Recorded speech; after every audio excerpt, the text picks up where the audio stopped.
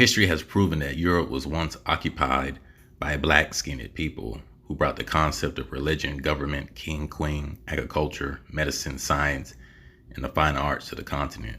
They established Europe's first royal dynasties and other great powerful institutions that still exist to this day. In every European nation, there existed a royal family of African or Negro descent who proudly exhibited their noble status, just from the mere fact of having Moorish or Negro blood in the veins. The aristocratic black sovereignty over Europe appeared to have reached its peak from the Renaissance to the French Revolution.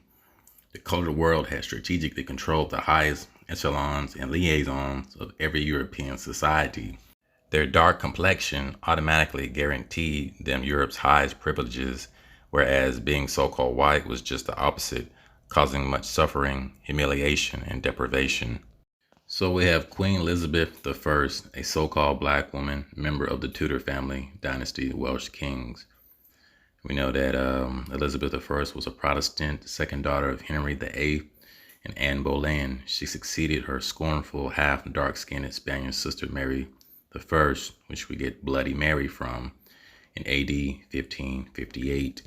The English Elizabeth, like the Stuarts of Scotland, was a descendant of Kenneth the Niger through her great-grandmother Margaret Beaufort, who was a descendant of John of Gaunt.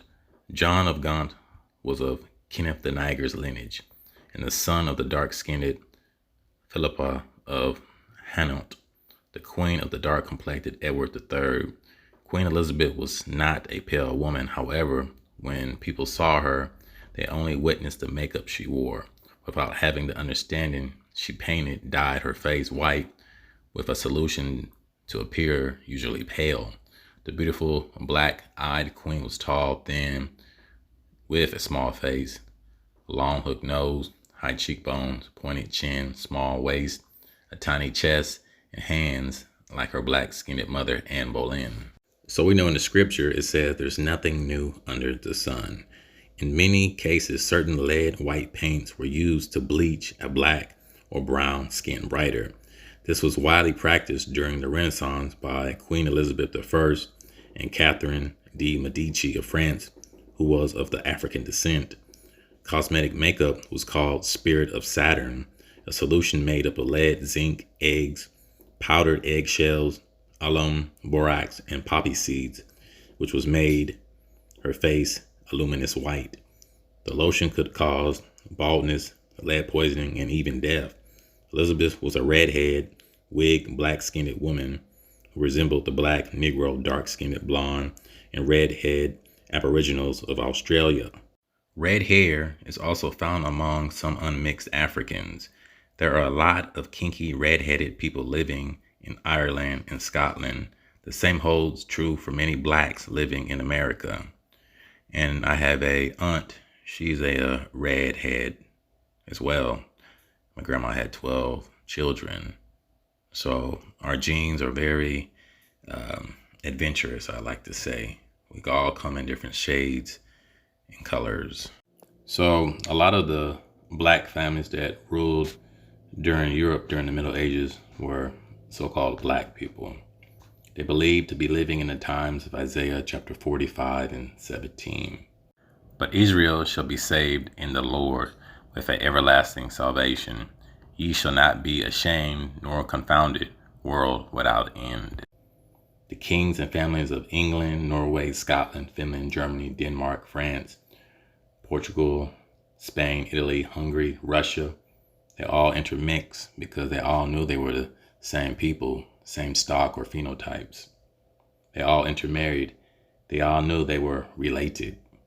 The ruling class of Europe, so-called black people, during that time were black, or in Old English, swarthy. They knew they were the descendants of the book/Bible. Also, rulership was passed down from father to son, as in the scriptures, where we see the royal seed line or the scepter, which is reference to the penis. So right here we have the British Oliver Cromwell. Spent most of his life trying to break the stranglehold which so-called blacks firmly held over the so-called whites. Because we got to remember, we ruled over them for over 1,000 years. They will not talk about that history. That is taboo. He helped Ireland to become free of the harshness of so-called black oppression, and later persuaded the British Parliament to behead the black English King Charles I. Cromwell's intention was to obliterate the dark-skinned noble families of Europe and annihilate the Negro Stuart dynasty. And we get a lot of the whitewashing through this, but also historically, a lot of the whitewashing was done through Alexander the Great, the Macedonian, in the scriptures. Who were the peasants of the Middle Ages? The so-called white European outcry for justice and fair treatment brought about the French Revolution, which broke the black man's chokehold over the powerless peasant whites. Professor Lips emphasized that the colored world had imprisoned the white world in its own land long before the reverse. This truthfulness is also endorsed by the Brazilian sociologist Gilberto Freire, the French philosopher Edmond Squer, and others. Following the French Revolution, the black elite turned their attention to breed white-looking children in order to preserve their power structure among the uprising white oppressed, and also to fade away the cruel apartheid system. This process gradually faded out the original darkness of their skin to a lighter tone. The present-day white-faced rulers of Europe were originally the earlier black-faced Africans of the continent, who purposely whitened themselves following the French Revolution, 1789 through 1794. This was necessary to prevent another uprising by the oppressed white mainstream. The African Moorish Negroes continued to rule Europe by wearing a pale face in order to temper down the white fear of a once Negro dominance in Europe. So now we're at the portion where we're going to look at famous celebrities or people in the public eye and their surnames. But we also have to remember that the so-called blacks or African Americans come from 3 different stocks. That being of the Aboriginal or indigenous tribes here in the Americas before Columbus, the Moors or black Europeans that came here freely, I might add, as well as the ones that were enslaved or deported from the British Isles. And then we have the West African or West African Judeans and so forth. So now we're at the origins of the Durant family. The surname Durant was first found in Warwickshire, Worcestershire, and Salop, where they had a family seat from the very early times and were granted lands by Duke William of Normandy, the liege lord, for their distinguished assistance at the Battle of Hastings in 1066 AD. Now, there's a movie called The Black Knight, and let's hear what Martin Lawrence, or this Caucasian woman, has to say about the so-called black man. Oh, it's in my mouth, swimming around like an eel. Yeah, it's called a French kiss. From Normandy? And yes, William the Conqueror was a so-called black man, as were the Normans. And as we can see on the illustration, Norman warrior in Italy using a recurved bow seen on the cathedral door. Note the Negroid / African features on his face in the profile. So in these movies, they make jabs about the so-called black man because he does not adhere or know his history in Europe or the British Isles. Florence and Norman. Show me more of this. And I do believe Martin Lawrence was born in Germany. And we know from Ben Franklin's essay or letter to the nations, I believe it was 1751, that a lot of the European nations were swarthy and tawny, meaning they were dark complected peoples. The original Germans, French, Scots, and so forth. But we're going to focus on the word Jenkins. Jenkins is a surname that originated in Cornwall, but came to be popular in southern Wales. The name Jenkin originally meant Little John, like the famous rapper, Yeah, or Son of John.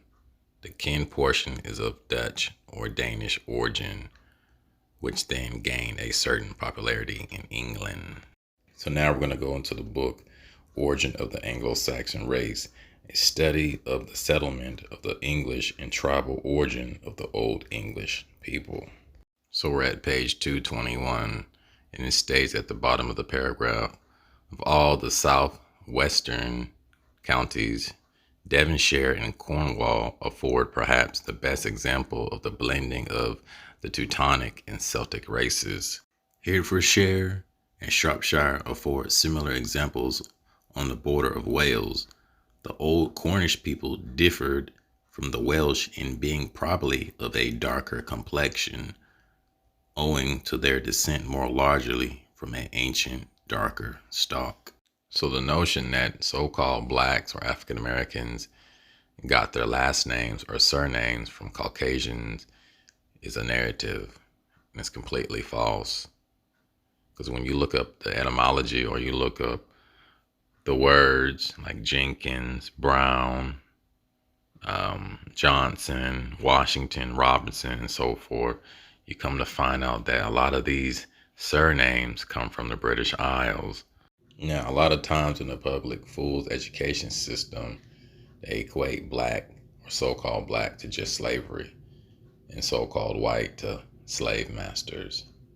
More of a liberal ideology than anything. But there were black slave owners in the 1800s, 16s, and so forth.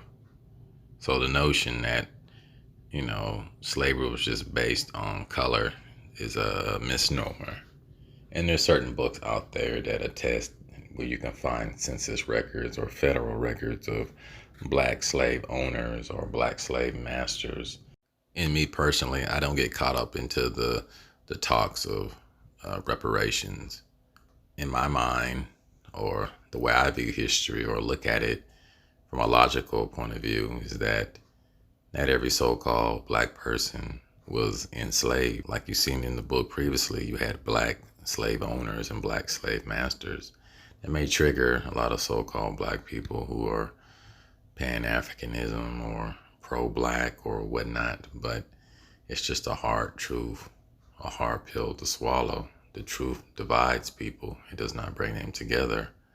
So the notion that just because you're so-called black or melanated, you're going to get reparations it's a joke and a trick from the powers to be, or a lot of these political or these gang members, which is the Democrats or the Republicans and whatnot. So right here we have Duke Frederick the Eighth of Saxony, 1625. Now let's go into the book, Origins of the Anglo-Saxon Race. And when we look at the coin, obviously we see the Negroid or Afrocoid features. We see the broad nose and we see the afro. A lot of our people cannot equate us being in different lands or being aboriginals of those lands. Because when you think of German or Germany today, you think of so-called white people or so-called Caucasians. And that wasn't the case back in the old world. But let's read. First, we have the evidence of the Wends were among the settlers either during the early period or later in alliance with the Danes. And the Danes were so-called black, and they were the Danites, part of the 12 tribes of Israel. The Wends, specifically so-called by the Germans, included some tribes much darker than the Saxons and Angles, as the remnant of the race still called Wends living on the border of Saxony. As we can see, Mr. Duke Frederick the Eighth of Saxony, a so-called black man, and Prussia at the present time shows. And Prussia is currently called Germany. So now we're at etymology and we're looking up the word swarthy. Dark colored, especially of skin, 1580s. Unexplained alteration of swarthy, 1570s. From Swarthy, related swartness. Now this is the old group, Ashford and Sampson. As we can see, the brother right here to the right is what you will call a swarthy or dark complexion. So now we're at the word tawny, tan colored, late 14th century, from Anglo-French tan, of or like the brownish yellow of tan leather, As we can see, the lady to the left, she will be considered tawny. From Old French tanned, dark brown tan, 12th century modern French tanné, past participle of tanner to tan hides, from medieval Latin tannere, see tan, related, tawniness. So right here we have the word brunette, of a woman dark in complexion, having a brownish tone to the skin and hair. As we can see in the poster of Roscoe Jenkins, the various different shades of so-called black women and men without the intermixture of other seed lines or races. So our DNA is very complex. 1660s from French brunette, brunette from Old French brunette, brownish, brown hair, dark complected, diminutive of brown, 12th century, of West Dramatic origins from Proto-Dramatic brunez, if I'm pronouncing that right, bright brown. And we know that Mr. Martin Lawrence was born in Germany. Now we're at the word complexion. Middle English sense is from Old Medicine, notion of bodily constitution or general nature, resulting from blending of our four primary qualities: hot, cold, dry, moist, or humors, blood, theme, cooler, black cooler. The specific meaning, color or hue of the skin of the face, developed by the mid-15th century. In medieval physiology, the color of the face was believed to indicate temperament or health. The word rarely is used in the sense of the state of being complex. Now, Martin Lawrence, his middle name is Fitzgerald. So Martin Fitzgerald was born on April 16th, 1965. So let's look up the middle name, Fitzgerald, and see where the origins of that middle name comes from. So it states Fitzgerald or Fitzgerald is an Irish surname of Hiberno-Norman origin. Yeah, it's called a French kiss. From Normandy? Florence and Normandy.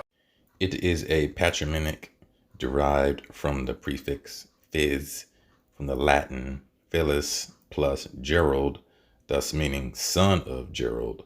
In Gaelic, it is rendered Mick Gerald. So it states that Lawrence is an ancient Anglo-Saxon name that is derived from the name Lawrence.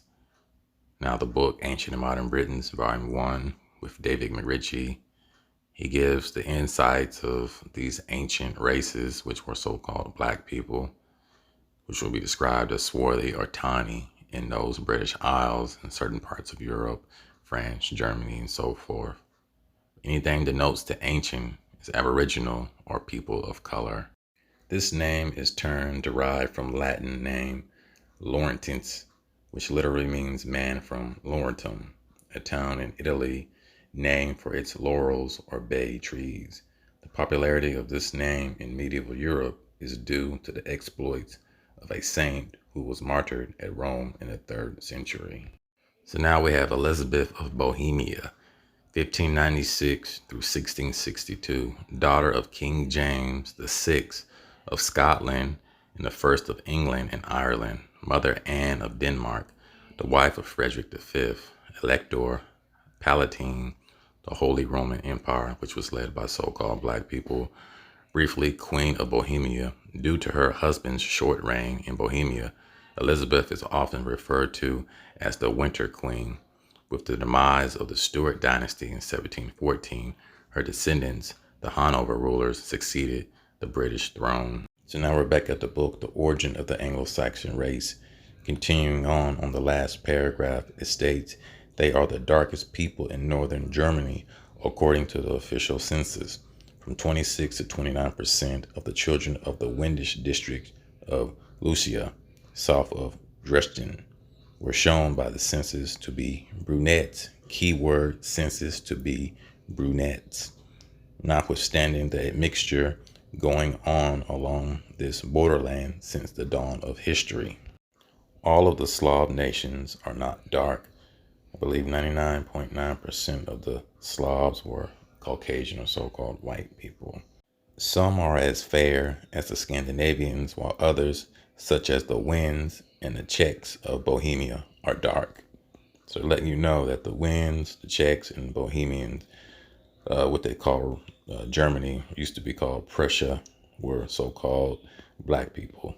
These definitions of swarthy and tawny, as found in Benjamin Franklin's 1751 essay, America as a Land of Opportunity, are taken from Samuel Johnson's Dictionary of the English Language, published by W.G. Jones in 1768. This searchable version of the digitalized 1768 dictionary is available online at Google Books. So right here we have the definition of red bone. The correct terminology is a black person who has red undertones in their hair and skin, usually light or light caramel, but not always. They just have reddish hair and skin. So here are some modern names that would be considered red bone. We have mulatto or biracial, Blake Griffin. As you can see, the texture of the curly hair, broad nose, negroid features. And to the right, we have the comedian Sinbad, known for his red hair and his light skin, I should say, or being a red bone. So we have the actor or comedian Sinbad, better known as his birth name by David Atkins, born November 10th, 1956. Better known by his stage name, Sinbad is an American stand-up comedian and actor. So let's look up the origins of his last name or his surname, because a lot of our people think our last names and surnames are slave names because they equate white to master and slave master and black to slave. And that's not necessarily the case. That's a narrative in the liberal or Marxist media. So it says the ancestry of the name Atkins dates from the ancient Anglo-Saxon culture of Britain. It comes from when the family lived the personal name Adam. Atkins is a diminutive, which means son of Adam. So the black ruling class, or the black nobility, or the ruling monarchs, they didn't adhere to the true gospel or the truth of what the word was really talking about, but they more adhered to Catholicism. So they believed in the Virgin Mother and the divine child, which all leads back to Babylon. But they did know who they were in scriptures. They were the descendants of the scattered, the children or the nations of Israel. That's why in a lot of the different countries, the ruling classes, you will see the heraldry in France, Germany, Scotland, England, and so forth, with the lion or the fleur-de-lis, because they knew who they were biblically. So the ruling class, they were at odds with one another. You had the black nobility or the black aboriginals or indigenous. You had the black bourgeoisie, which is the so-called middle class, and the serf class, which was the poor whites or the working class, the ones that could not own land. But through the boiling points of war with one another, self-greed, expansion, the dilution of their own bloodline through intermixing, which in overall caused a lot of their downfall. And then you add in the Black Plague or the bubonic plague, not caused by rats, but the so-called white man or the wild man, him spreading his diseases throughout the western parts of Europe. So the population was decimated. So now we're at the Lost Scriptures, Acts chapter 29. And Paul, full of the blessings of high Mashiach and abounding in the Spirit, departed out of Rome, determining to go into Spain, for he had a long time proposed to journey thereward, and was minded also to go from thence to Britain. For he had heard in Phoenicia that certain of the children of Israel, about the time of the Syrian captivity, had escaped by sea to the isles far off, had spoken be the prophet Esdras, and called by Romans Britain. And the Most High commanded the gospel to be preached far hence to the Gentiles and to the lost sheep house of Israel. How do we know Jesus wasn't black? He could have been from the lost tribe of Israel. They were supposed to be black. I bet they were. If ever people were lost, we're it. So the people or the higher ups, they know our history. That's why a lot of times it's put in the films and movies, and they make satire jokes and whatnot. But as we can see from a little study of Martin Lawrence and Sinbad or David Atkins, they descend from the house of Ephraim, or the house of Joseph, or the northern kingdom of Israel. So in a broader sense, they have our surnames or last names. Because when you look scientifically at the notion of melanin or pigmentation, pale or fair or white skin is a recessive trait, while copper, brown, swarthy, tawny is more dominant. Dominant gene, recessive genes. Recessive genes cannot reproduce many various shades of color. Only dominant genes can produce the various shades of color, or colorisms, as they call it in America. One of the most startling things about when you read the scriptures is how do you read it? Do you read it in context, or do you read it as a religious book? The Bible's not a religious book. It's about law, history, and prophecy. It's about the descendants of the children of Israel, those being Shemitic peoples, which they call Hebrews. But more specifically, the Most High called his children Israel, the Israelites, the descendants. So when we look at all the clues and we look at all the evidence, it only points to one people here in the Americas, which has the three archetypes, which are the Aboriginal indigenous tribes, the Black Moors / Europeans, and the West Africans or West African Judeans. And when you tell your people the information, they are startled, or they look at you like you're confused or you're a part of a cult, because they are in slumber or they're in sleep, spirit of slumber, which Israel will be. So when you tell them these startling facts and information, they can't see themselves. All they can see is the slave narrative. We came off the west coast of Africa, millions of blacks. We didn't know anything, but when you look at the history of the 13 colonies and whatnot, those were the free black Scots that came in during the early 1600s. Okay, from the 30 Years' War, you had a lot of our people that were free to help set up the 13 colonies and whatnot. So, and then you have to remember that Benjamin Franklin Letter's essay in 1751 described most of the European nations as swarthy and tawny, which means they were colored nations. But eventually, through intermixture, breeding out, the populace became white. And before Franklin's essay in 1751, you had the Jacobite gleanings. I think it was 1715, I believe, through 1745. But you had the Jacobites, which were, descendants of the children of Israel that were deported into the Caribbean islands and the 13 colonies and whatnot as indentured servants. So in essence, the power is behind our ancestral names. That's how we're able to gain power in historical context. But when we use bywords, or we use misnomers like so-called black or black, you can't have black without white. But when we establish our ancestral lineage, then that's when we, get our knowledge of self and put the Most High first in everything. And that's the key. We have to put the Most High first. We cannot go off into Baal or these other different doctrines and these other ideologies. And a lot of your entertainers have bowed the knee to Baal, unbeknownst to them, and some do know it. But that's the God of this society or the world.